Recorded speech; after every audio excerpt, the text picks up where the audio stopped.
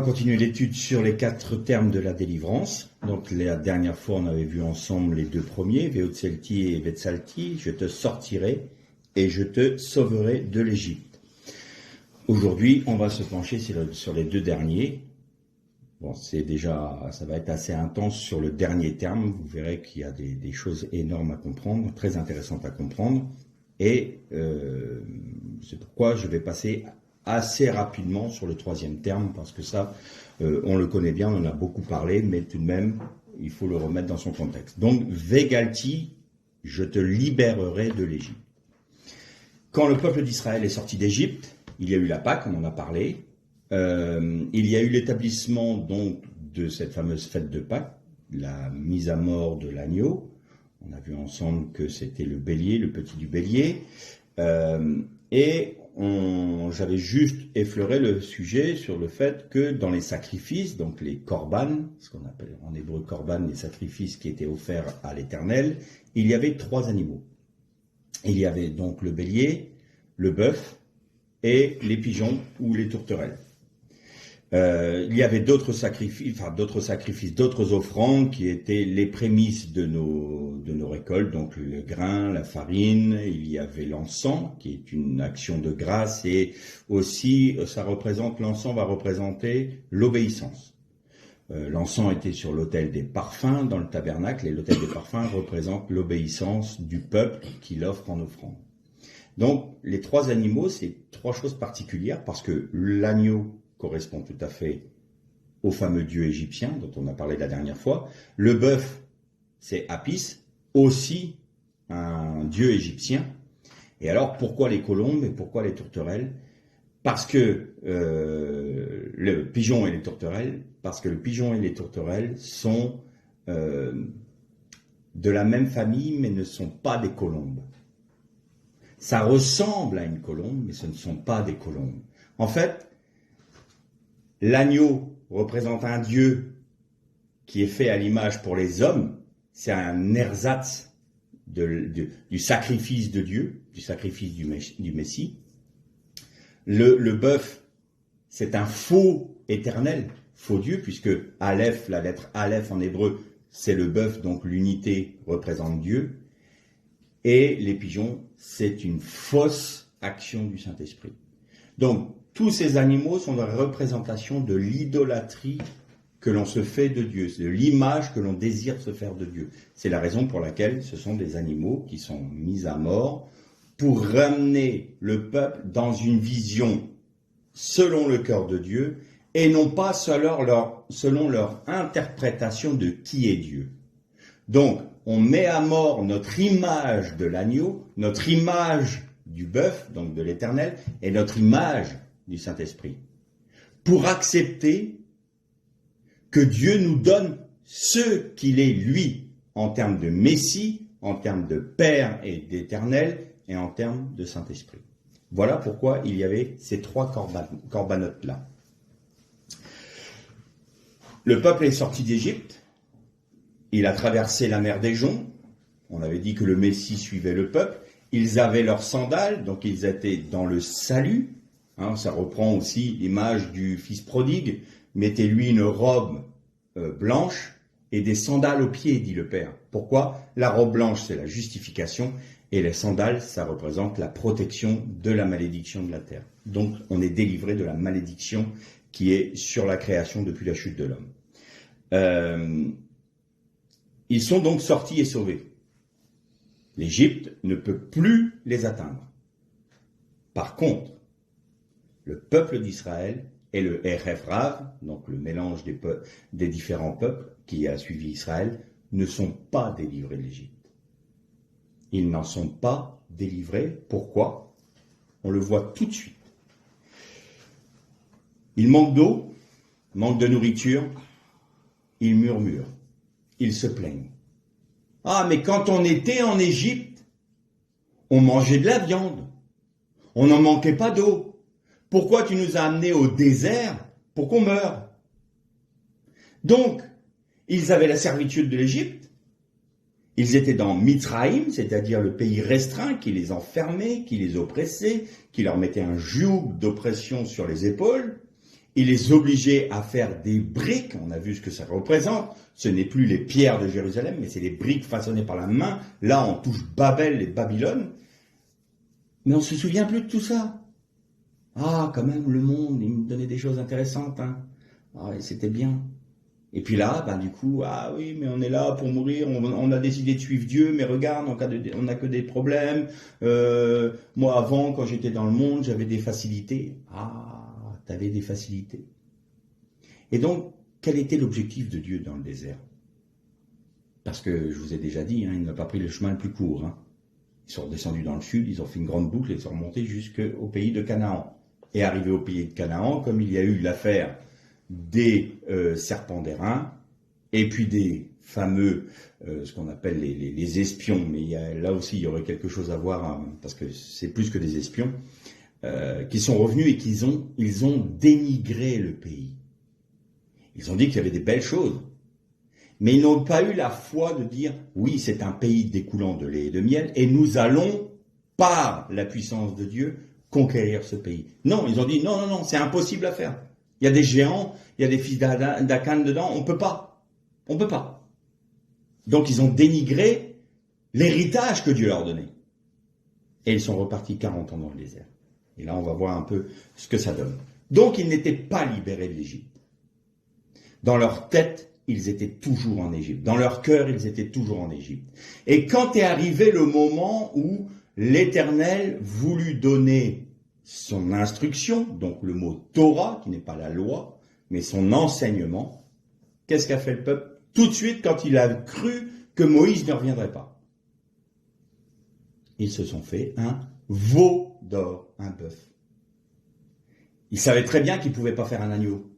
Ils avaient compris ce qu'était l'agneau qui avait été mis à mort et dont le sang avait été mis sur les linteaux des portes et sur les poteaux des portes. Ils savaient très bien que là, c'était l'Éternel qui leur disait, vous mettez à mort le Dieu égyptien que vous avez connu, parce que moi, je vais vous montrer qui est mon agneau à moi, mon Messie. Ils savaient très bien que ce n'était pas l'agneau qu'il fallait faire. Et donc, ils ont reproduit quoi? Apis. Ils ont reproduit un Dieu égyptien. Et qu'est-ce qu'ils ont dit? Voilà l'Éternel, parce qu'on lui met le nom de l'Éternel, qui nous a fait sortir du pays d'Égypte. Donc, à nouveau, ils ont, au lieu de sortir de la logique idolâtre de l'Égypte et de Babel, ils y sont retournés en disant, oui, on est au bénéfice du salut, on est au bénéfice, on est sorti du monde, donc sorti de tous nos problèmes, on est sauvé de l'Égypte qui ne peut plus nous atteindre, mais par contre, on veut louer un Dieu selon ce que nous décidons d'en faire. Ça ne nous intéresse pas de savoir qui il est. Alors on va le façonner à notre image. Faisons-nous un nom, disaient les habitants de Babel. Faisons-nous un nom. Eh bien, faisons-nous un Dieu qui nous convient, un Dieu qui nous correspond. Faisons-nous une petite religion, une petite doctrine qui nous convient. Et ça sera très bien. Et voici l'Éternel qui nous a sauvés. Combien de chrétiens vivent comme ça aujourd'hui? Dans nos assemblées, si on est tous honnêtes, combien de chrétiens cherchent plutôt à maintenir leur doctrine, même si elle est fausse, que d'essayer de comprendre qui est vraiment Dieu? On peut commettre des erreurs, mais Dieu nous corrige, Dieu nous instruit, Dieu nous enseigne. Mais encore faut-il avoir la volonté de le connaître, lui, parce qu'on a envie d'imaginer qu'il est. Et donc Dieu les amène au Bamidbar, dans le désert. Bamidbar, je vous ai déjà dit, il y a le mot Dabar. Dabar, c'est parler. Je vais l'amener au désert et je vais lui parler. Quel était le but du désert? Apprendre à dépendre de Dieu. Apprendre à compter que sur Dieu. Apprendre à obéir à Dieu. Apprendre de quelle manière on pouvait adorer Dieu. Apprendre à vivre dans l'obéissance à Dieu. Et c'est là où Moïse a fait une grave erreur quand il a frappé le rocher, parce qu'il s'est laissé prendre par ses émotions et il a désobéi au commandement de Dieu. Donc je ne reviens pas sur le rocher, on a fait une étude là-dessus, sur les murmures, mais quand vous voyez l'histoire d'Israël dans le désert, ce n'est qu'une succession de murmures, de désobéissance, de renaclement. Le peuple a toujours été raide de coups pour pouvoir être conduit par Dieu. Et ça, c'est notre cheminement dans le désert. Dieu nous amène dans le désert et on renacle. C'est presque logique. Et donc, il manque quelque chose. Seigneur, je ne suis pas délivré. Je ne suis pas délivré de ma nature. Je ne suis pas délivré de moi-même. Je ne suis pas délivré de mon Égypte. J'en suis sauvé. J'en suis sorti. Pas de problème. Je ne suis plus dans le monde. Je suis sauvé de la malédiction du monde en Jésus-Christ. Dans la foi en Jésus-Christ, je suis sauvé de tout cela. Mais dans mon cœur, je ne suis pas libéré de ce monde. Je ne suis pas libéré de mon Égypte. Alors ma tendance, c'est de me faire mon veau d'or. Qu'est-ce qui me convient? Ah, la repentance. Ah oui, mais moi, j'aime pas ce mot-là. Parce que ça veut dire que je dois admettre que je suis pas si bien que ça. C'est si difficile que ça d'admettre qu'on est pécheur. C'est si difficile que ça. Ah non, moi, je suis pas pour la repentance. Moi, je suis parce que le Seigneur, j'aime cette doctrine qui fait que, le Seigneur me donne tout. Seigneur, donne, donne, donne. J'ai besoin, je veux, j'ai envie. Alors, moi j'aime bien le Dieu qui me donne. Mais le Dieu qui me demande d'obéir, quand même. Pas aller trop loin, pas être excessif. Faut pas être pardonnez-moi le terme, des ayatollahs de la religion quand même. Faut être équilibré. Faut être très équilibré. C'est un équilibre parfait. Seigneur, donne-moi tout, moi je te donne rien. Alors vous allez me dire, oui, mais qu'est-ce qu'on peut donner à Dieu? Non, effectivement, rien. Mais est-ce qu'on ne peut pas accepter de dire, Seigneur, je suis tellement rien que j'ai envie d'être tout en toi. Donc j'accepte ta discipline, que je sois selon ta pensée. Pourquoi Dieu veut nous amener dans sa discipline et pourquoi Dieu nous amène au désert pour apprendre à l'obéissance, apprendre à dépendre de lui, apprendre à être nourri par lui, apprendre à l'adorer. Pourquoi? Parce qu'il sait très bien que si nous demeurons dans notre propre Égypte, nous sommes en danger d'y retourner. C'était ça que la menace qui pesait sur ce peuple-là, c'était qu'il voulait retourner en Égypte. Pourquoi sommes-nous venus mourir dans le désert? On aurait préféré demeurer en Égypte. Et là, il y en a certains qui avaient cette volonté de dire, retournons en Égypte. Arrêtons de suivre ce Moïse-là. Suivre Christ, moi c'est pas mon Christ celui-là. Le mien c'est celui qui me donne tout ce que je veux. Ça c'est mon Dieu. C'est peut-être ton Dieu, mais ce n'est pas Dieu. C'est ton idole. C'est pas Dieu. C'est pas l'Éternel. Ça c'est l'image que tu en as fait. Alors si ton danger, c'est de retourner en Égypte. De retourner, comme nous dit l'apôtre Paul, le chien revient à ce qu'il a vomi. Y a-t-il possibilité de salut pour ces hommes-là?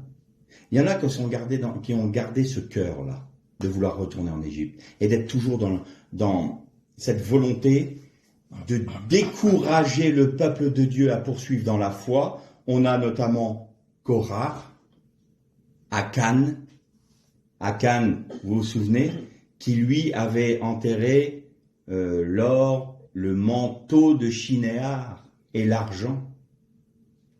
Tout cela était dans sa tente. Il s'était fait un petit tabernacle. Voilà ce que ça voulait dire. Il s'était fait sa petite religion à lui. Et il incitait le peuple à désobéir à l'Éternel. Il incitait le peuple à se détourner de Dieu.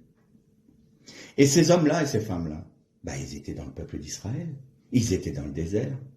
Mais ils n'ont pas eu part au royaume. Ils ont été retranchés. Pourquoi? Parce que dans leur cœur, ils ont voulu demeurer en Égypte. Ils ont dénaturé le salut. Ils ont dénaturé l'œuvre de Dieu, de sauvetage, de sortie d'Égypte. Je te sors d'Égypte et je te sauve. Eh bien oui, mais ça ne suffit pas. C'est pas de ça dont on a envie. Parce que si c'est nous sauver pour ensuite nous apprendre qui tu es, moi ça ne m'intéresse pas. Ce que je veux, c'est sortir, être sauvé et faire ce que moi je veux, ce que j'ai envie. C'est ça mon désir. Alors vous êtes retranchés du peuple. Et il y a des chrétiens qui se disent chrétiens, Alors, pas des chrétiens qui se disent chrétiens, mais des hommes et des femmes qui se disent chrétiens, qui ne sont pas sauvés. Parce qu'ils ne sont pas libérés totalement de l'Égypte. Ils ont leur cœur, comme la femme de Lot, qui a eu le cœur, qui est resté à Sodome. Elle s'est retournée et elle a eu le jugement.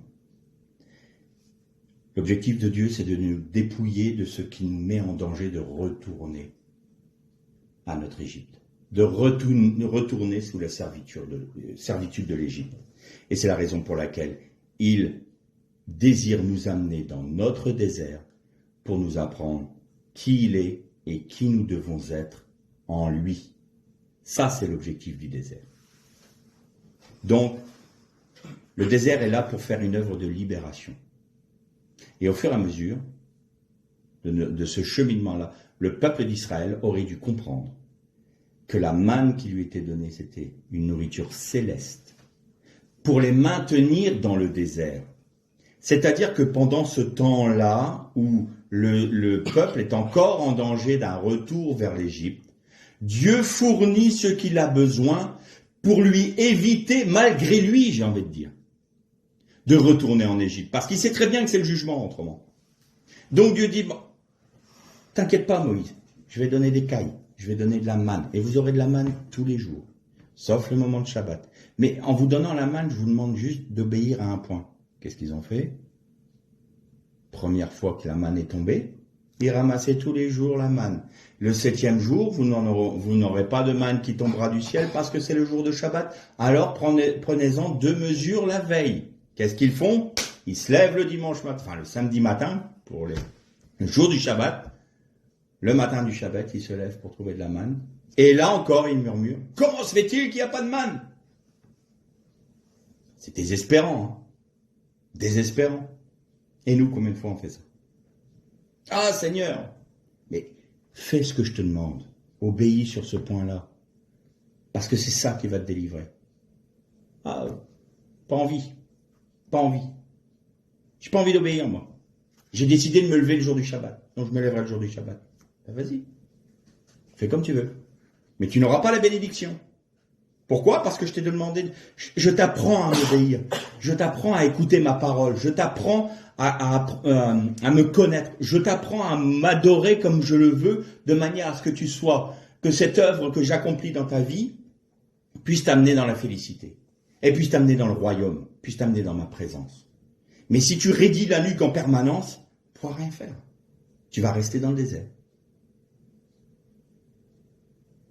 Donc les fils d'Aaron, qui ont une mauvaise adoration. Vous savez que l'autel des parfums, c'est l'autel de l'obéissance, on disait ça tout à l'heure.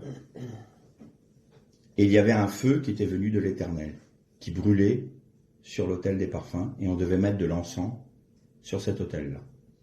Et cette odeur-là, cette vapeur qui sortait, cet encens qui sortait, servait à enfumer le Saint des Saints, de manière à pouvoir rentrer sans mourir dans la présence de l'Éternel, de la gloire de l'Éternel qui reposait sur l'Arche d'Alliance, sur le Caporet. Et on ne devait pas mettre de feu étranger sur cet autel des parfums parce que c'est une chose très sainte. Et il y a eu la dédicace, donc, première dédicace du tabernacle. Première fois qu'on allait offrir des sacrifices et que la gloire de l'Éternel allait résider au sein du peuple. Et dans ce moment d'allégresse, ce moment de joie du peuple, il y a eu une émulsion et les fils d'Aaron se sont sentis le droit, de manière émotive, d'amener un feu étranger sur l'autel et le feu du ciel est tombé sur eux et les a consumés. Je pense que à ce moment-là, dans le peuple, ça a refroidi pas mal de monde. Je pense que la joie ambiante a dû se calmer d'un coup. Mais qu'est-ce qui se passe ici? Qu'est-ce qu'il y a eu? L'Éternel dit, ne vous avais-je pas dit, pas de feu étranger sur l'autel? Ils étaient prêtres, hein, fils d'Aaron, donc de la tribu de Lévi. Et ils ont été tués. C'était quoi leur mauvaise adoration? C'était une adoration sur leurs émotions, selon des élans d'âme. Moi, il y a des moments, on reçoit des petits mails chrétiens. Vous pouvez acheter ce CD. C'est un moment d'adoration qui élève l'âme, qui nourrit l'âme, qui va aider votre âme à être dans l'âme, dans les émotions, dans les sentiments. Non, moi je préfère une adoration qui élève mon esprit, qui m'amène dans la présence de Dieu, qui mette mon âme dans l'obéissance, pas qui va provoquer dans mon âme un sentiment qui va me donner le droit de vivre dans la désobéissance. Alors, vous allez me dire, attendez, on n'est pas en train de te dire que tu vas vivre dans la désobéissance parce que tu écoutes un cantique. Est-ce que tous les cantiques sont dignes d'être des cantiques? Est-ce que nos moments d'adoration dans nos églises sont toujours réellement des moments d'adoration, ou est-ce simplement des mouvements des âmes qui sont excités par une forme de musique, par des paroles? Je suis désolé, mais moi quand j'entends des paroles qui sont Christ est roi, Christ est roi, Christ est roi, Christ est roi, Christ est roi, Christ est roi, puis il n'y a rien d'autre, mais il n'y a que de la musique, ou alors, je vous le répète souvent cette anecdote, où on m'a demandé un jour dans une assemblée, enfin demandé à toute l'assemblée, pas à moi spécialement, mais à tout le monde, vous nous accompagnez en faisant nanana, nanana, nanana. Je suis désolé, le nanana pour moi ça veut rien dire. Pour moi c'est pas de l'adoration ça. Ça c'est du flonflon, dans le monde on en a aussi.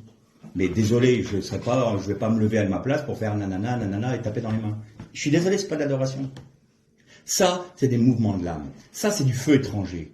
Ça, c'est ce que l'on dit être de l'adoration. Mais je ne suis pas toujours certain que c'est de l'adoration. Je ne dis pas que tout ce qui se passe dans les églises ne sont pas de l'adoration et que les frères et sœurs ne sont pas sincères dans leur louange à l'Éternel. Ce n'est pas ce que je suis en train de dire. Mais je suis en train de te dire, est-ce que c'est toujours le cas?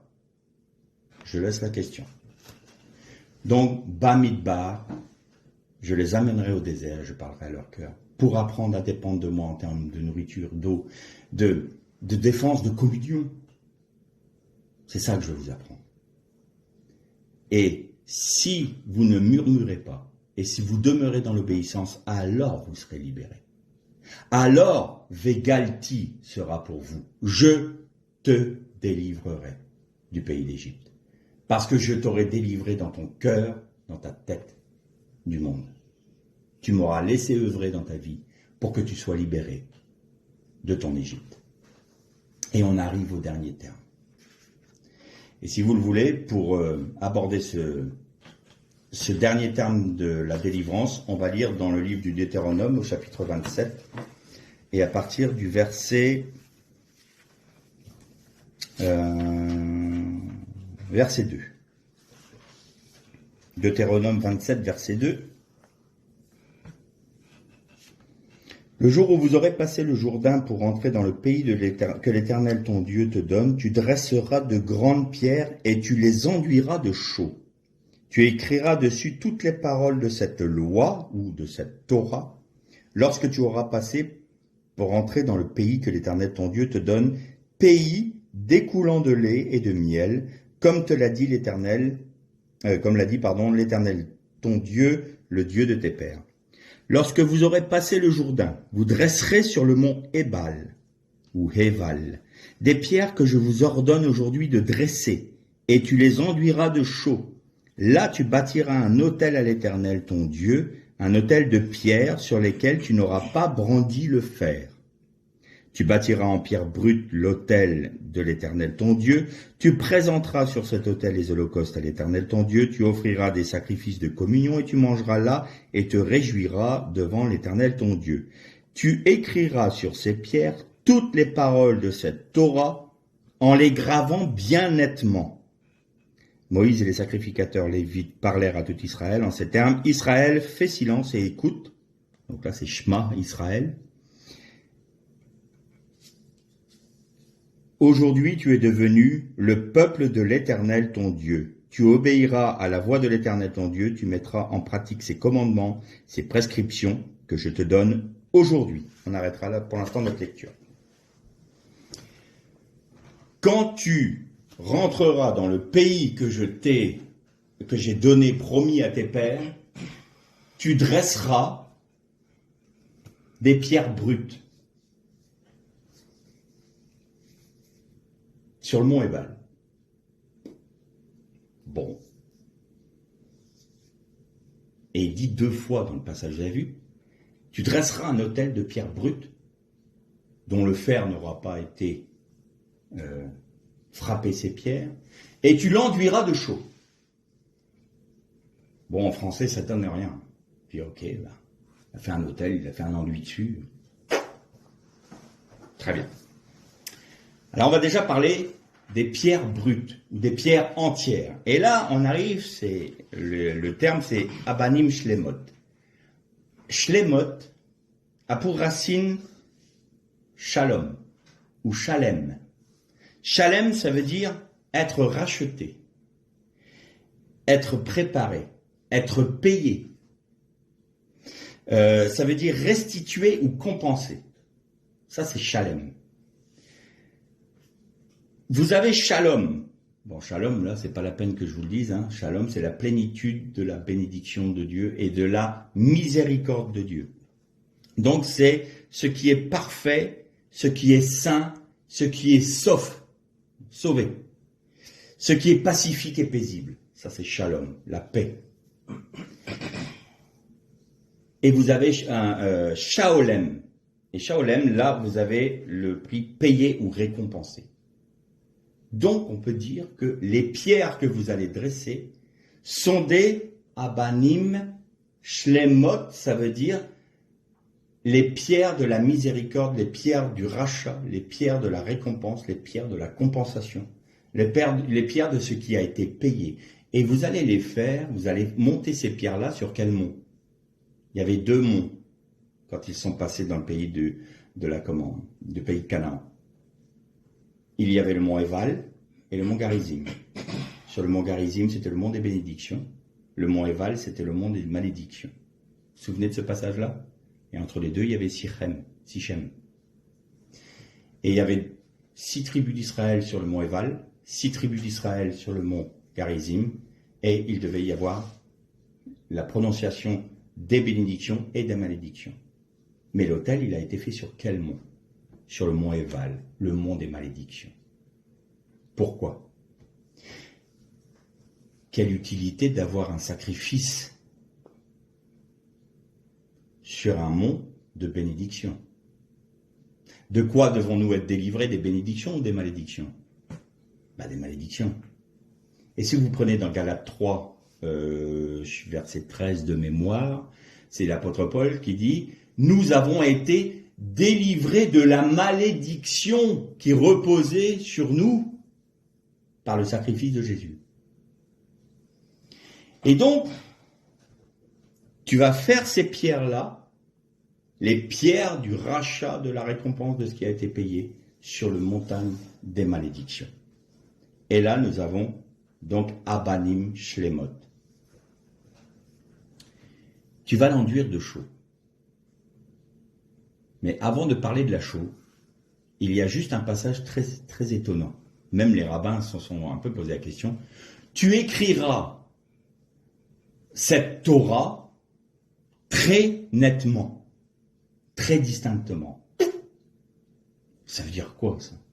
Parce que très nettement, j'imagine très bien que si on grave la loi sur des pierres, c'est pas fait pour que ça soit juste un peu un gribouillis, c'est fait pour que ça soit lu, quoi.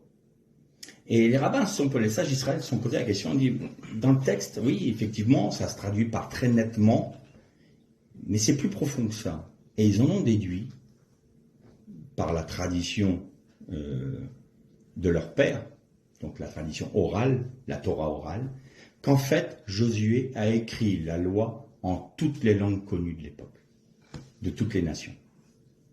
Parce que ce sacrifice était pour toutes les nations et pas que pour Israël. C'est la raison pour laquelle l'Éternel lui dit « Tu graveras cette Torah très nettement, c'est-à-dire dans toutes les langues, de manière à ce que tout le monde puisse comprendre nettement la Torah. À travers vous, mais que le monde entier, puisque les nations puissent la comprendre nettement. À travers l'œuvre que moi j'aurais fait sur votre peuple, sur mon peuple que j'ai choisi, sur Israël, eh bien Israël sera en bénédiction à toutes les nations. Et vous savez que ça peut être traduit différemment. Le mot très nettement, se dit Baer. Baer, c'est un puits. Et puis, c'est Baer Aïlev. Aïlev, oui, on peut dire comme ça. Aïlev. Et ça veut dire le puits de bonté.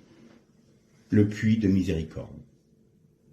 En fin de compte, en écrivant cette Torah de manière distincte pour toutes les nations, c'est le puits de bonté de l'Éternel que tu révèles aux nations. Voilà ce que je voulais dire. Cette petite insert dans le texte, tu graveras nettement les paroles de cette Torah.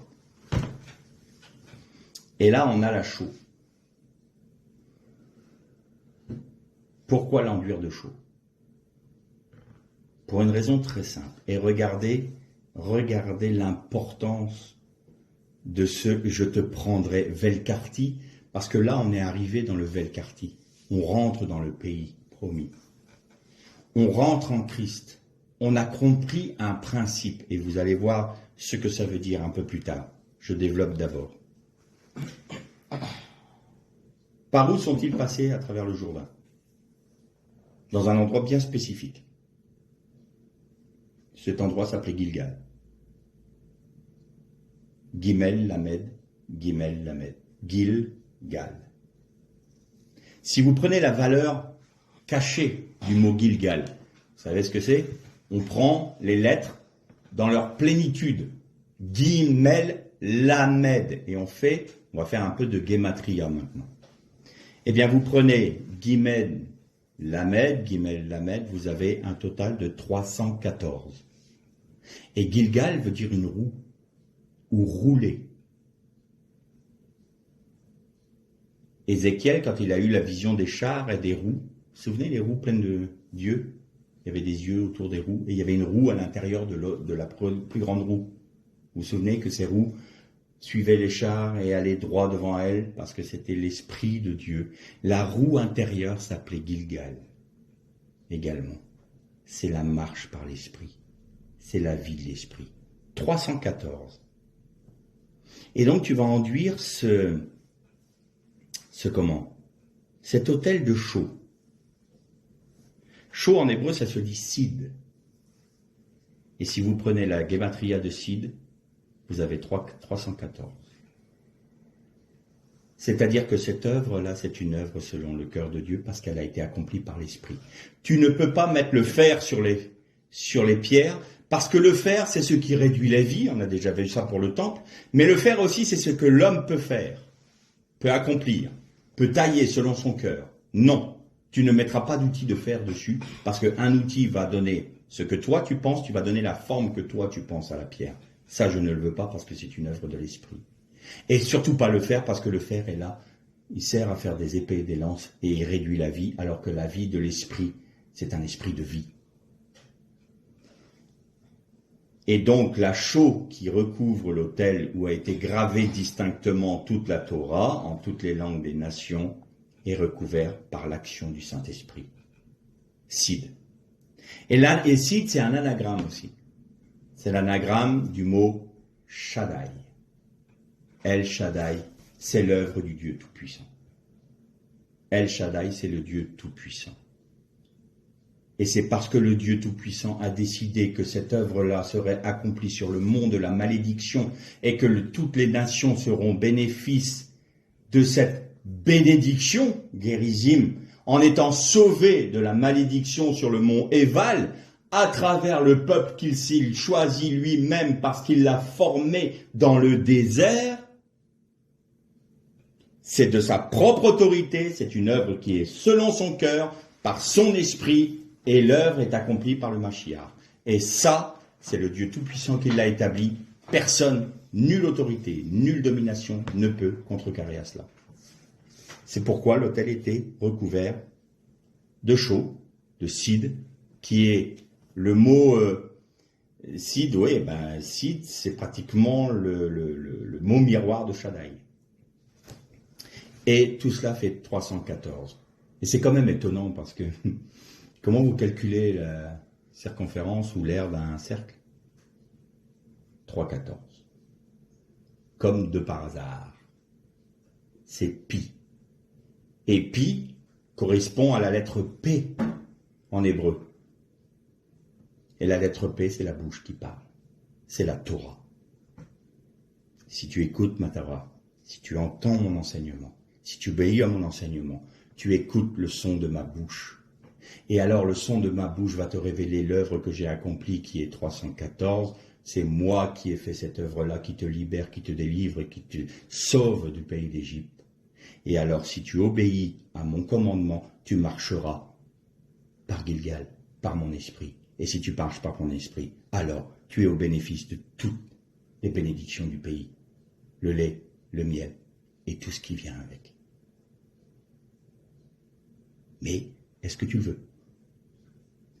Gilgal, c'est magnifique.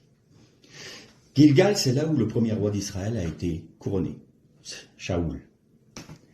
Gilgal, c'est là où on venait tous les ans pour rendre la justice du peuple. Vous lisez ça dans le livre de Samuel. Gilgal, quand il y a eu la conquête du pays, le peuple devait retourner à Gilgal en permanence avant d'aller conquérir une autre ville et une autre ville. Il devait toujours revenir à Gilgal. Pourquoi? Parce que Gilgal est un principe. Gilgal est une clé. Il est la clé de la victoire. Et Gilgal, c'est l'étendard du vainqueur. Parce que Gilgal, c'est là où Dieu rend sa justice. Parce que Gilgal, c'est là où on retourne toujours avant de faire quoi que ce soit pour Dieu ou par Dieu. C'est-à-dire que l'on a compris à ce stade-là, quand on a passé Gilgal, quand on a passé le Jourdain, quand on a compris la valeur du désert, du Bamidbar, et qu'on est rentré dans l'obéissance, alors il y a un principe dans notre vie qui se met en place. Je ne peux plus rien faire sans être conduit par l'Esprit de Dieu. Je reviens toujours à Gilgal, la roue. Tout ce que je le fais en fonction de ce que l'Esprit de Dieu me révèle. Je n'agis plus par moi-même, je n'agis plus pour moi-même, mais j'agis par l'Esprit de Dieu qui me révèle toujours plus le pays. C'est quoi le pays? C'est Christ. Il me révèle qui est Christ. Le Seigneur Jésus avait dit, je vous enverrai le Paraklétos, le consolateur, on l'a traduit par consolateur, mais c'est pas ça, c'est conseiller. Je vous enverrai l'Esprit Saint. Il prendra tout ce qui est de moi,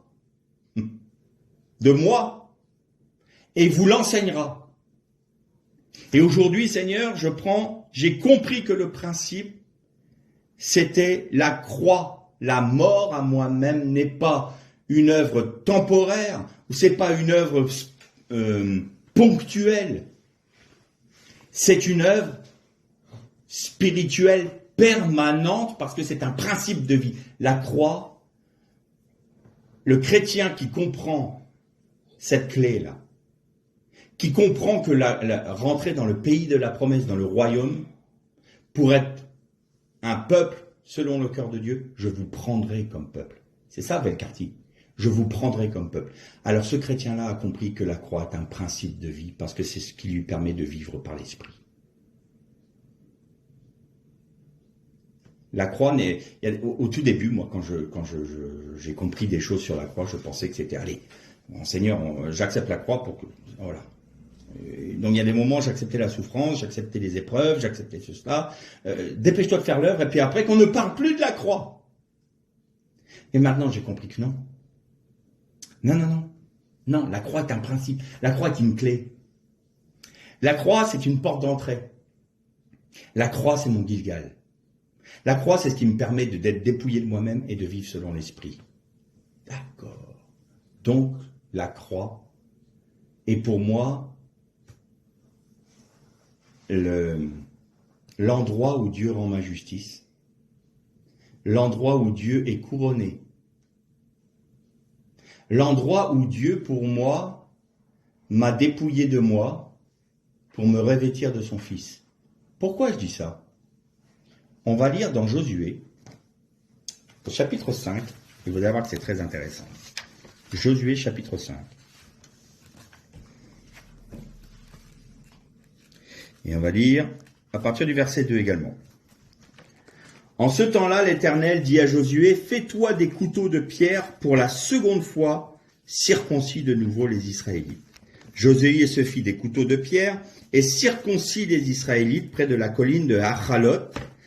Voici la raison pour laquelle Josué les circoncis. Tout le peuple qui était sorti d'Égypte, les mâles et tous les hommes de guerre étaient morts dans le désert pendant la route après leur sortie d'Égypte. Tout le peuple qui était sorti d'Égypte avait été circoncis, mais de tout le peuple né dans le désert pendant la route après la sortie d'Égypte, on n'avait circoncis personne.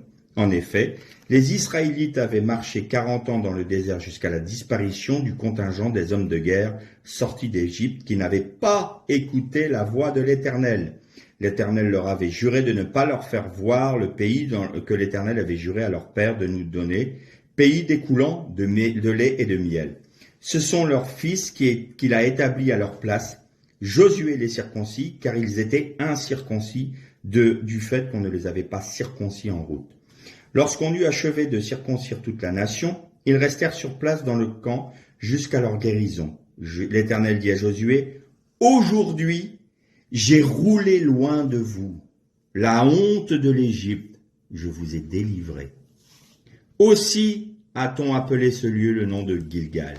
Jusqu'à aujourd'hui, les Israélites campèrent à Gilgal et ils célébrèrent la Pâque le 14e jour du mois au soir dans les plaines de Jéricho. Ils mangèrent des produits du pays, des pains sans levain et du grain rôti. Le lendemain de la Pâque, en ce jour même, la manne cessa le lendemain. Quand ils mangèrent des produits du pays, pour les Israélites, il n'y eut plus de manne, et ils mangèrent des produits du pays de Canaan cette année-là. Ce texte-là, il y a tellement de choses à dire, il est d'une richesse incroyable. La génération qui avait dénigré le royaume de Dieu, qui avait dénigré la libération, la délivrance et le sauvetage de Dieu, la sortie du pays d'Égypte, il n'a pas pu rentrer dans la plénitude de la pensée de Dieu. Ça ne veut pas dire qu'il n'était pas Israël, mais ils n'ont pas pu conquérir Christ. Ils n'ont pas pu avoir part au royaume, parce qu'ils n'avaient pas un cœur qui leur permettait de sortir du désert, parce qu'ils n'ont pas écouté la voix de l'Éternel. Ils n'ont pas accepté que la croix fasse son œuvre. Ils sont sauvés. Ils ne sont pas retournés en Égypte. Ce n'est pas un problème. Ils n'ont pas été retranchés d'Israël. Tout. Je te sortirai, je te sauverai. Si on paraphrase maintenant pour nous chrétiens, le salut est là. Il n'y a pas de souci. Ils sont sauvés. Ils ne sont pas obéissants. Donc ils n'ont pas part au royaume. Ils ne régneront pas avec Christ. Ils auront juste le salut. Et là on revient à ce que Paul disait. Pour eux, ils sont sauvés, mais comme à travers du feu. Parce que leur œuvre, elle a été consumée par le feu. Elle n'a rien produit. Donc cette génération-là a disparu. Et le fait que Josué les circoncis, ça veut dire quoi? Ça veut dire que celui qui obéit à l'Éternel, celui qui accepte la croix dans sa vie pour être dépouillé de son Égypte, pour être délivré de son Égypte, et pour vivre selon l'Esprit de Dieu, est circoncis de cœur. C'est la circoncision. C'est ça la véritable circoncision. C'est quand on a appris l'obéissance. Et vous avez remarqué que du coup, ça rouvre la porte du pays, découlant de lait et de miel. Alors là, le lait, c'est magnifique. C'est pas pour rien, le lait et le miel. Qu'est-ce que c'est que du lait? Du lait, c'est du sang, qui, en passant dans les glandes mammaires, devient consommable. Ça fait du lait. Vous pouvez consommer le lait, c'est du sang, mais consommable. Et quand vous l'avez bu, il redevient du sang. Qu'est-ce que ça veut dire? Moi, mon âme, je l'ai écrite et je te l'ai donnée. Anochi. Vous vous rappelez de cette méditation qu'on a eue ensemble? Quand il est dit que Anochi, c'est le premier mot. Moi, je suis l'Éternel ton Dieu qui t'a fait sortir du pays d'Égypte. C'est l'anagramme de la phrase qui dit « Moi, mon âme, je l'ai écrite et je te l'ai donné. En fait, le lait, c'est l'âme de Dieu, c'est le sang de Dieu. Buvez mon sang, disait Jésus. Tout y est. C'est mon sang, mon âme, je vous l'ai donné, mais je vous l'ai donné de manière consommable par l'Esprit Saint. Et c'est ce lait-là qui va vous donner une âme nouvelle, un sang nouveau, un sang pur. Parce que vous obéissez à la parole de Dieu. La parole de Dieu, c'est quoi? La Torah, le Tanakh, c'est le sang de Dieu, l'âme de Dieu qui vous a été rendue consommable. Parce que Christ a donné sa vie sur la croix et que le Saint-Esprit synthétise, entre guillemets, ce sang de Dieu pour vous nourrir. Et alors votre âme qui, elle, est souillée par la nature charnelle, ou le yatser hara en hébreu, c'est-à-dire le mauvais penchant, ce que Satan a mis comme venin dans notre âme, à nous, notre sang, il est purifié par le sang du Christ. Voilà pourquoi le sang du Christ nous purifie. Parce que c'est un pays découlant de lait, un lait consommable, qui nous donne un sang pur. Et qu'est-ce que disait le roi David? Tu restaures mon âme, tu la rebâtis. Tu la détruis pas, tu restaures mon âme. Et il faut savoir que l'âme, c'est pas que quelque chose d'émotionnel. Quand on dit une âme vivante, c'est tout son être, c'est son corps, son être. Eh bien, le pays découle de lait. C'est je t'ai donné mon âme. Et le miel. Qu'est-ce que c'est que le miel? C'est des abeilles qui synthétisent tous les fleurs, les produits du pays pour en faire un produit consommable qui est doux et qui apaise. On va prendre humainement. C'est antiseptique. Ça a la douceur qui calme les toux. Le miel est quelque chose de très bon pour la santé. Tout ça parce qu'un animal a synthétisé les fleurs, le pollen.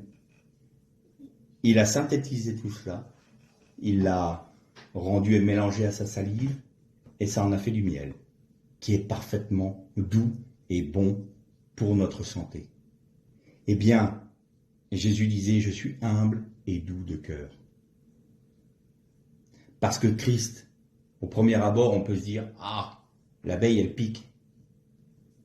Mais en même temps, ce qu'elle nous donne, c'est bon pour notre santé. La croix fait mal. L'obéissance à Christ peut nous faire mal à notre être charnel. Mais c'est du miel à la fin. C'est douceur, c'est rempli de douceur. C'est une véritable nourriture, le lait et le miel.